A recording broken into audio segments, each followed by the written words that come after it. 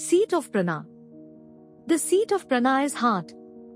Though the antkarna is one, yet it assumes four forms, viz. I, manas, 2, buddhi, 3, chitta and 4, ahamakara according to the different functions it performs. Likewise, though prana is one, it assumes 5 forms viz. 1, prana, 2, apna, 3, samana, 4, udana and 5, vyana according to the different functions it performs. This is termed as vritti bheda. The principal prana is called mukhya prana. The prana, joined with ahamkara, lives in the heart. Of these 5, prana and apna are the chief agents. The seat of prana is the heart, of apna, the anus, of samana, the region of the navel, of udana, the throat, while vyana is all-pervading. It moves all over the body. Sapranas and their functions. Naga, Kurma, Krikra, Devdat and Dhananjaya are the 5 sapranas. The function of prana is respiration, apna does excretion, samana performs digestion, udana does deglutition, swallowing of the food. It takes the jiva to sleep. It separates the astral body from the physical body at the time of death. Vyana performs circulation of blood, Naga does eructation and hiccup. Kurm performs the function of opening the eyes.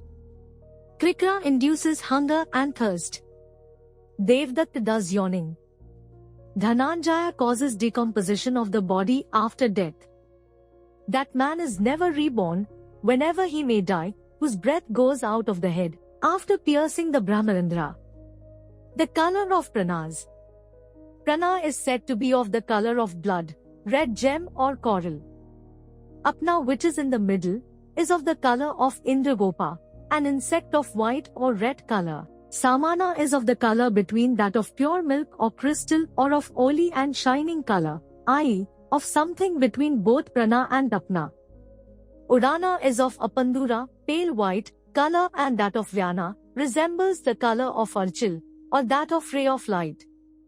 The length of the air currents. This body of Vayu is 96 digits, 6 feet, in length as a standard.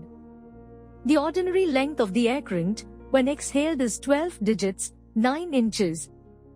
In singing, its length becomes 16 digits, 1 foot, in eating it comes to 20 digits, 15 inches, in sleeping 30 digits, 22.5 inches, in copulation 36 digits, 27 inches, and in doing physical exercise it is much more than that. By decreasing the natural length of the expira air currents from 9 inches, life is prolonged, and by increasing the current, duration of life is decreased. The centering of the prana. Inhaling the prana from outside, filling the stomach with it, center the prana with the mind, in the middle of the navel, at the tip of the nose, and at the toes, during the sandhyas, sunrise and sunset, or at all times. Thus the yogi is freed from all diseases and fatigues. By centering this prana at the tip of the nose, he obtains mastery over the elements of the air. By centering at the middle of his navel, all diseases are destroyed. By centering at the toes, his body becomes light. He who drinks air through the tongue destroys his fatigue, thirst and many other diseases. For him who drinks the air with his mouth, during the 2 sandhyas and the last 2 hours of the night, within 3 months, the auspicious Saraswati, goddess of speech, is present in his vak, speech, i.e., he becomes eloquent and learned. In 6 months he is free from all diseases.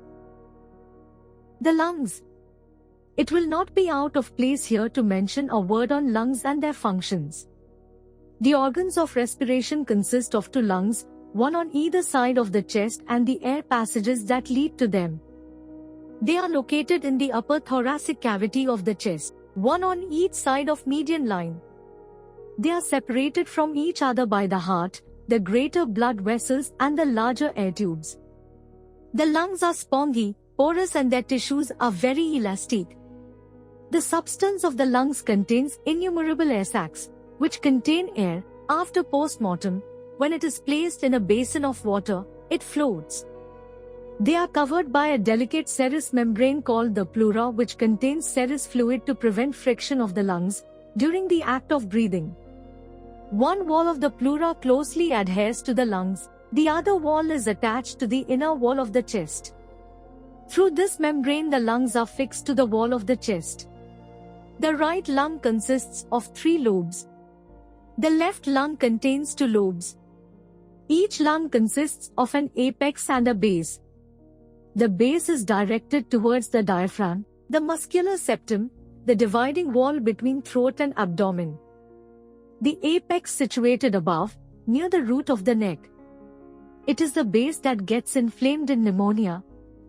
The apex of the lung, which does not get proper supply of oxygen, gets affected by consumption. It affords favorable nidus or breeding ground for tubercle bacilli, TB. By the practice of Kapalbhati and Bhastrika pranayams and deep breathing exercises, these apices get good supply of oxygen and thus phthisis is obviated. Pranayam develops the lungs. He who practices pranayam will have a powerful, sweet, melodious voice.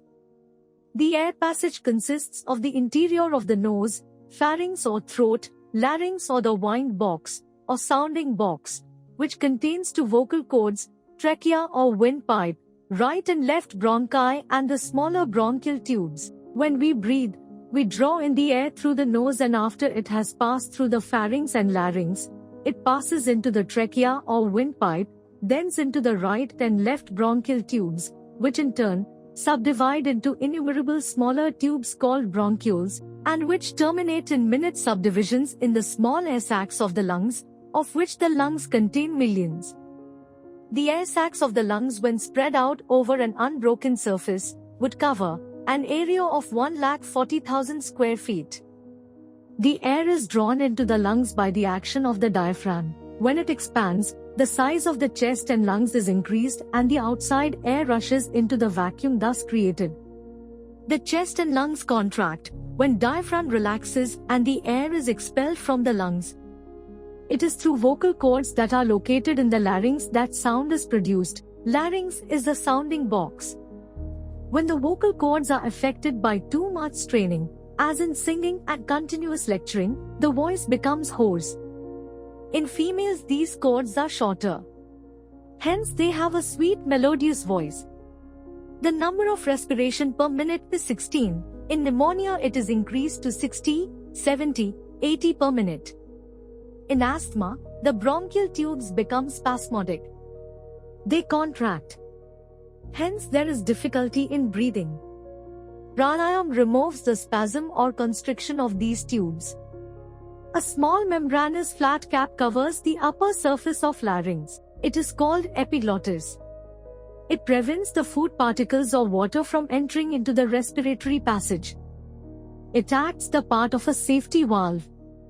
When a small particle of food tries to enter the respiratory passage, cough comes in and the particle is thrown out. Lungs purify the blood. The blood starts in its arterial journey, bright red and rich laden with life-giving qualities and properties. It returns by the venous route, poor, blue laden with the waste matter of the system. Arteries are tubes or vessels that carry pure oxygenated blood from the heart towards the different parts of the body. Veins are vessels or tubes that carry back impure blood from the different parts of the body. The right side of the heart contains impure venous blood. From the right side of the heart, the impure blood goes to the lungs for purification. It is distributed among the millions of tiny air cells of the lungs. A breath of air is inhaled and the oxygen of the air comes in contact with the impure blood through the thin walls of the hair-like blood vessels of the lungs called pulmonary capillaries. The walls of the capillaries are very thin. They are like muslin cloth or sieve. Blood oozes out or exudes readily. Oxygen penetrates through the walls of these thin capillaries.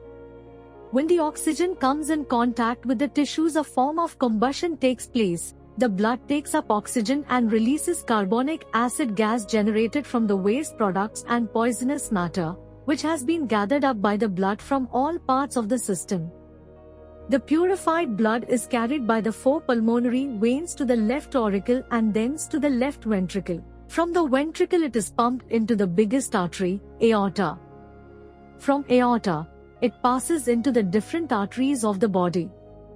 It is estimated that in a day 35,000 pints of blood traverses the capillaries of the lungs for purification. From the arteries the pure blood goes into the thin capillaries. From the capillaries the lymph of the blood exudes, bathes and nourishes the tissues of the body. Tissue respiration takes place in the tissues. Tissues take up the oxygen and leave the carbon dioxide. The impurities are taken by the veins to the right side of the heart. Who is the creator of this delicate structure? Are you feeling the invisible hand of God behind these organs? The structure of this body bespeaks undoubtedly of the omniscience of the Lord. The Antaryaman or the indweller of our hearts supervises the working of the inner factory as Drashta. Without his presence, heart cannot pump blood into the arteries.